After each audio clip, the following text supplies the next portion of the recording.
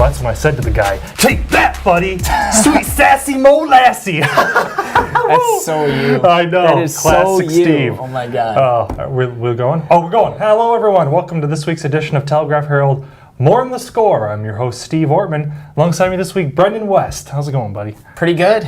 Pretty good. We're in the full swing here in spring. So Yes, this past weekend, you just got back from the greatest event in the history of events in the state of Iowa that's held at Drake Stadium and held on a blue oval. You know what that is, don't we? Yeah, absolutely. The Drake Relays. Oh, yeah, Drake Relays. Yeah. That's what I was thinking What of. were you going to say? Drake, I was gonna say Drake Relays. Okay, yes. So go ahead and talk about that. Yes, actually, Drake Relays, this year compared to last year, we actually qualified more preps for this event. And it was a little bit uncertain exactly how we were going to do leading into Drake this year, just given how the weather was and how fast times fall and different things like that. But we actually did have several really good performances. We had two Drake champions. Wahlert graduate Maddie Nillis actually won the college hammer throw as a sophomore. It's only her third year actually participating in this event. She won it as a sophomore for North Dakota State.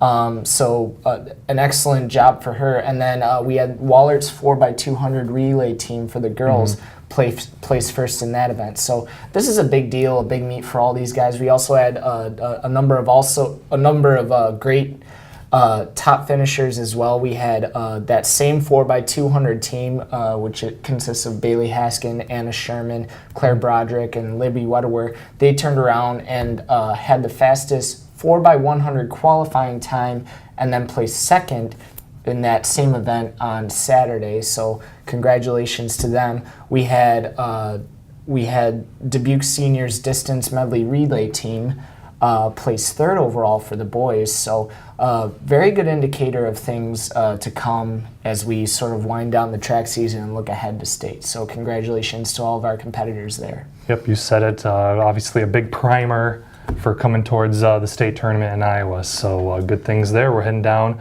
Going to be state tournament time here, state meet time before you know it for track. So I'm sure kids are looking to do their best here down the stretch. But also going on tons of stuff. It's springtime. The weather's finally getting nicer. All kinds of sports going on the soccer side. And I know Tim O'Neill is the big soccer writer for us, but I don't know. He's taking a nap somewhere. I don't know. He's not here. So we got to talk a little soccer. And then the big thing that happened was the Dubuque senior girls soccer team picked up a monumental victory over city rival Dubuque Hempstead this past week. Carissa DeMoss scored the only goal in the Rams' 1-0 victory over Hempstead on Tuesday. It was seniors' first win over the Mustangs since 2008, snapping a 12-match losing streak against Dubuque Hempstead. So a huge win for the Rams. Tim, even though he's not here right now, was able to catch up with DeMoss after the victory, and here's what she had to say about the huge win for the Rams. All right, congratulations. Carissa DeMoss scored the only goal as the Rams beat Dubuque Hempstead 1-0 tonight. Tell me a little bit about this win, because this was an historical win for you guys. First time you've beaten Hempstead in 10 years. Just how big is this win? This win is a big deal to us. We haven't beat them any of my 3 years here at least. We played aggressive. We wanted this win. We gave it our all, and we had our shot on goal, and it went in, and we're taking the victory home. What was it like playing this game? Because it seemed like it was pretty tight the whole way through until finally you got that one goal. Just what was it like the first half, early part of the second half, just trying to get any chance that you could? We didn't have too many shots the first half. We tried and tried. Went into halftime 0-0, and we did not want to go overtime. We wanted to take this win home. So second half we came out, gave it our all, wanted to take any shots we possibly could.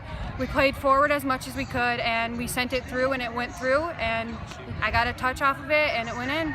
Now take me through that goal, because it looked like there was a little bit of confusion in front of the box there, maybe screened the goalie a little bit. Yeah. Just what happened on that play? I was in front of the defender as she crossed it in. The defender was on me pretty tight. I stuck my foot out because it was going to go past me. I got a touch off my heel of it, and the defender kind of gave me a little nug, so I couldn't get it, and it went off of her foot and went in. So, I mean, still got a touch. Now, Senior has never won an outright city girls soccer championship. You guys got a chance to do that later this season. Just what would it mean for you guys to get another win over Wahlert and get that outright city title? It would be amazing to get the city title. We've never had it, and this is what we've always wanted. We want a shot at state, so this is where it starts. That wasn't the only thing happening at Dalzell Field on Tuesday. Actually, the boys' game between the Rams and the Mustangs took 2 days to complete. They got to just before How many overtimes? Just no overtimes, overtimes. Let me explain. No, so 2 days. No. Oh, okay. I was confused. Here's what happened. Okay. Oh, okay. That weather on Tuesday was so hectic, lightning delays and everything like that. They wound up postponing the senior Hempstead boys game right before halftime, tied 1-1, and they carried all that suspense over into Wednesday.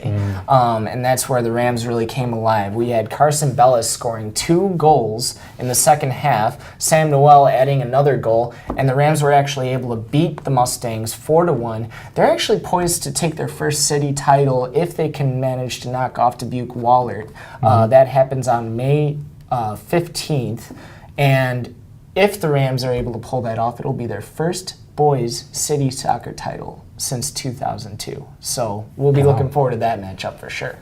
Wow, big wins for the Rams soccer teams that are sweeping Hempstead. And making our rounds real quick here, we turn to the girls' golf scene. The Dubuque Senior Rams have been busy this week, and Abby Marting, the junior golfer for the Rams, is having a heck of a week. She fired a 78 on Monday and won her first Mississippi Valley Conference Super Meet Championship. It's all the teams from the MVC, some of the best talent in the state, and Abby won it. And on top of that, City Meet on Wednesday, she shot a 79 there and sits in first place of the City Meet. I caught up with her at Dubuque Golf and Country Club, and here's what she had to say about her excellent week on the links. Talk about that competition a little more. MVC, you're talking some of the top golfers in the state. What does it mean for you to come away with the title there? It means a lot to me, and if you look at the top 5 scores, 4 of them were from the Dubuque area and have played on the TH Tour, have played in like a lot of the surrounding tournaments, and I think that just shows like how well that makes the players here and really like creates interest in everything. Sure, and that competition obviously in the city is strong, and here at the City Meet, 79 at the Country Club here, and you're sitting in first place. Talk about what great week you're having here so far. Well, okay, so the front 9, I really struggled there. I shot my worst 9 of the entire season, which I know probably doesn't sound great. I shot 44 there, and I gave myself the walk between the 9th green and the 10th hole to be upset about it, and then I went up there and I played a new 9 and ended up shooting even par on the back. So I was able to pull myself together and really come back from it. Talk about how that's kind of just another example of what a huge area the mental game is in golf. Well, golf, every single shot is different. There's good days, there's bad days, there's good 9s, there's bad 9s, and today I had one of each, and I was just able to pull myself together from after having a really, really rough front 9, look at the things I needed to work on and do better on the back there. So, yeah. All right, what's going to be the key to closing out a city title? Mary Edwards, obviously, just a stroke behind you. The key is just play your own game, hit fairways, hit greens, make putts, just play against yourself. I tell you what, I've been working on my golf game for like 20 years, and I've never shot lower than the hundreds. So congratulations on there. We have some fantastic golfers in this area. I just kind of want to give you guys a preview for what happens next week. Some pretty big stuff going on over at the track. We have state qualifying meets. So we're going to find out next Thursday who is going to be going to state, maybe a continuation of Drake. Maybe we'll have some other wild cards throwing it down there at Drake Stadium. So stay tuned for that, and we will have all that coverage for you. Yeah, postseason tennis getting underway next week. We're already, seems like the season was so short since it was cut down by the weather, but we're hitting the postseason already. And one final note on Abby Marting and the city golfers. At that MVC Super Meet, 4 of the top 5 finishers were from Dubuque. Really says a lot about Dubuque golfers right now. Brianna Felderman joined her in the top 5 there from senior, and then Dubuque Wallert's Mary Edwards and Anna Jensen were also in the top 5. So some great golfers there. We're heading towards the postseason, lots of things going on. So let's go cover it. You ready? Yeah, let's do this. Let's do it. Woo! That's gonna do it for this week's edition. Of Telegraph Herald. More in the score. He's Brenden West. I'm Steve Ortman. We'll see you next week. God, calm down, would you?